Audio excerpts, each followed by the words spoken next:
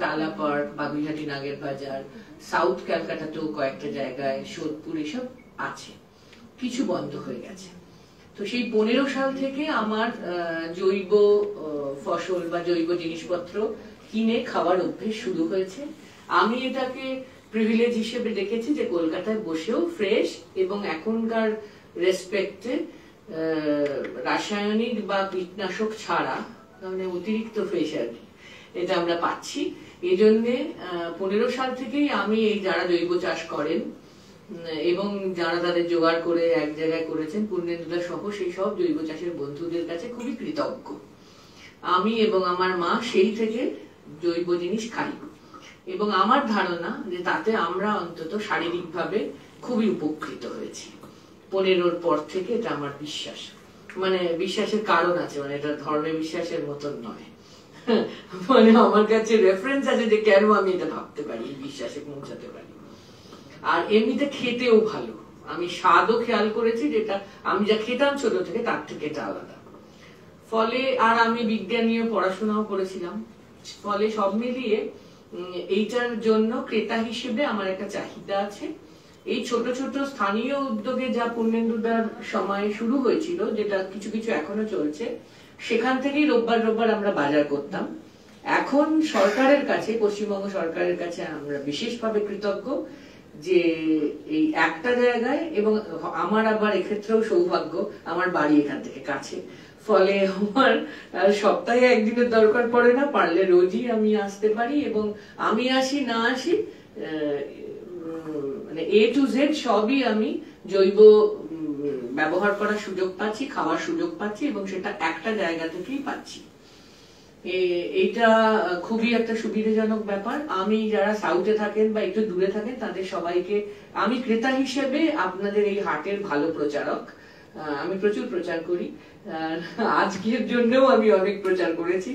তো আমি সবাইকে বলি, দূরের যারা থাকেন, যে সপ্তাহে একদিন বাজার করাটাই শহরের লোকেদের প্রধানত অভ্যেস, তারা কাজে ব্যস্ত থাকেন বলে। ফলে সপ্তাহে একদিন সময় করে জৈব হাটে আসুন এবং বাজার করে নিয়ে যান।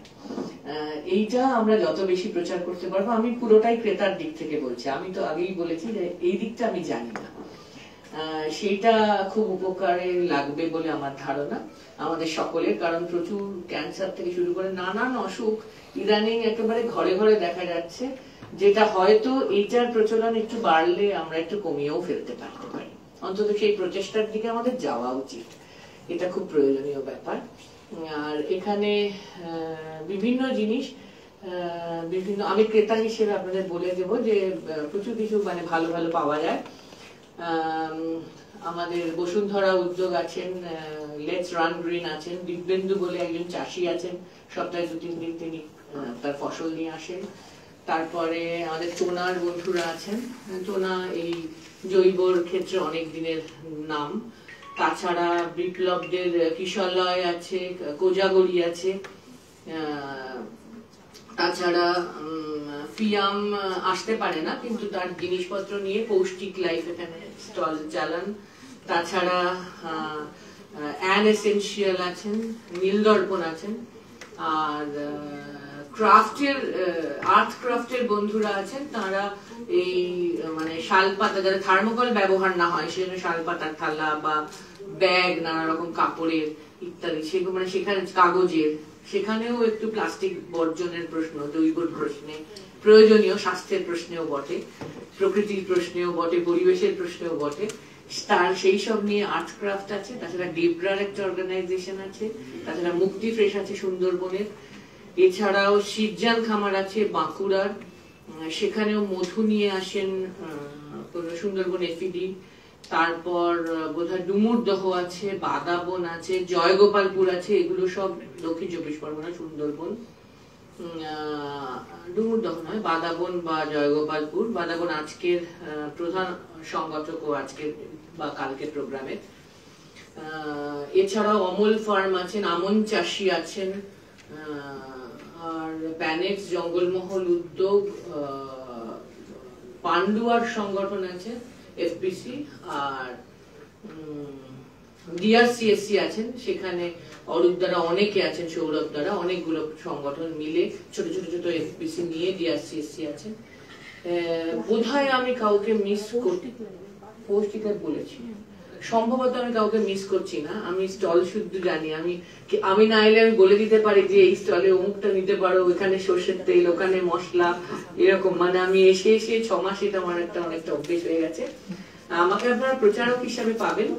আর আমি চেষ্টা করি আমার মতো কলকাতা শহরের কাছাকাছি ক্রেতারা বিশেষ করে এ ব্যাপারে উদ্যোগী হয়ে উঠুন। তারা যত উদ্যোগী হবেন, আমি এইটুকু ফিল করেছি যে তাতে সুস্থায়ী কৃষি পরিবারের যে বন্ধুরা 34টা সংগঠন এখানে আছেন, তারা জিনিসপত্র দিয়ে উঠতে পারবেন। সেই জন্য আজ এবং কালকের জন্য আমার কাছে অনেক ছবিও এসেছে। আমি স্থানীয় বিধায়ককে অনুরোধ করেছিলাম, এখানকার তাপস চট্টোপাধ্যায়, তিনি তার লোকেদের দিয়ে অটো বার করে প্রচুর প্রচার করিয়ে লিফলেটিং করে দিয়েছেন সব আবাসনে আবাসনে।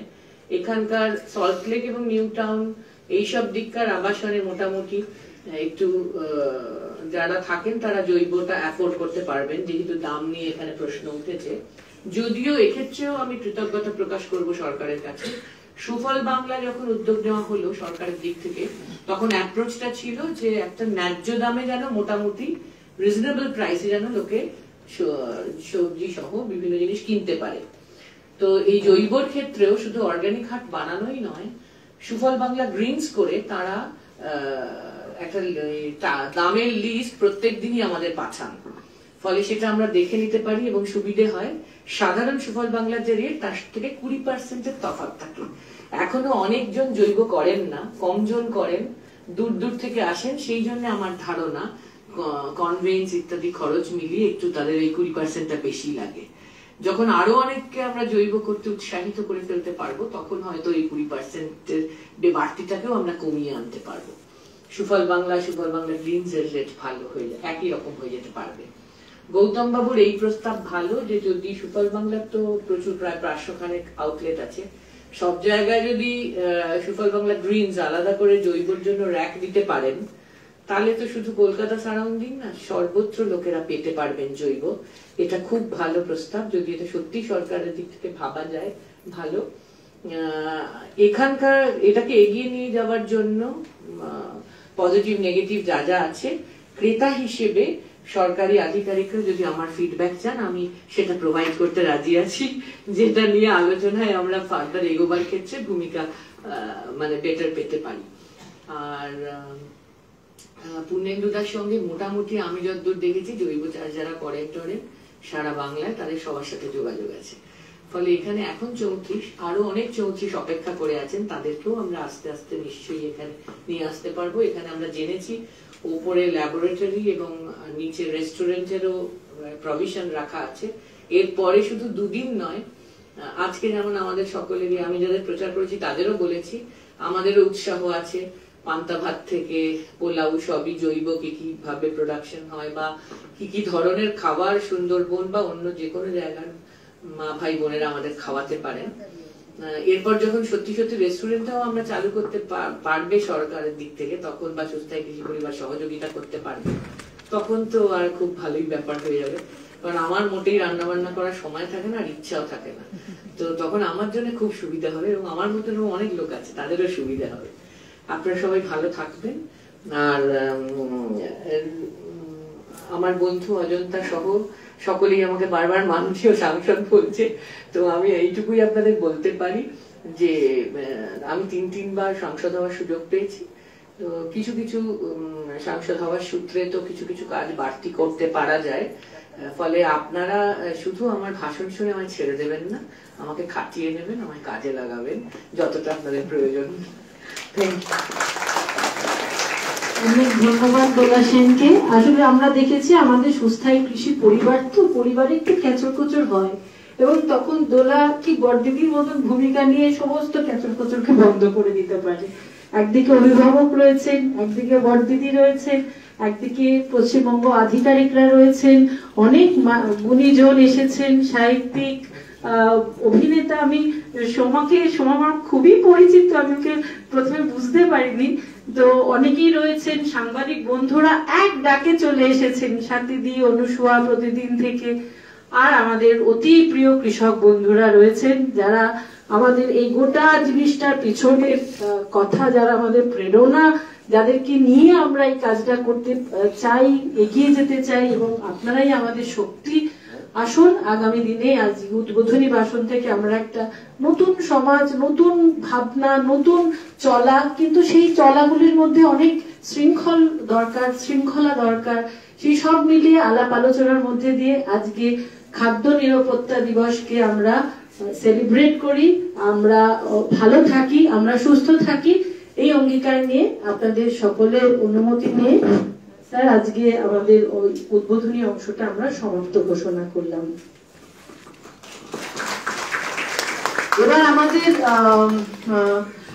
পরবর্তী যে সমস্ত আলোচনা রয়েছে সেগুলো শুরু হয়ে যাবে। যেমন প্রথম আলোচনা আমাদের হচ্ছে মহিলা এবং কৃষি, এবং আমরা অত্যন্ত গর্বিত এবং অত্যন্ত আমরা আনন্দিত যে শ্রীমতী স্বাতী ভট্টাচার্য, আপনারা চেনেন, উনি মহিলাদের বিষয় নিয়ে, শুধু মহিলা না, ওনার বহু বইপত্র রয়েছেন যেখানে অর্থনীতি, সমাজনীতি, কিভাবে অন্যভাবে ভাবনা চিন্তা করা যায় সেই নিয়ে ওনার অনেক কাজ আছে। উনি এক কথায় রাজি হয়েছেন এই অনুষ্ঠানটাকে পরিচালনা করার জন্য। আমরা পরবর্তী পর্যায়ের সেটার জন্য তৈরি হব, এবং স্যার আপনাদের আসার জন্য আমরা অত্যন্ত কৃতজ্ঞ, এবং আরো অনেক কথা আমাদের থাকবে, আলাপ আলোচনার মধ্যে দিয়ে আমরা এগোবো।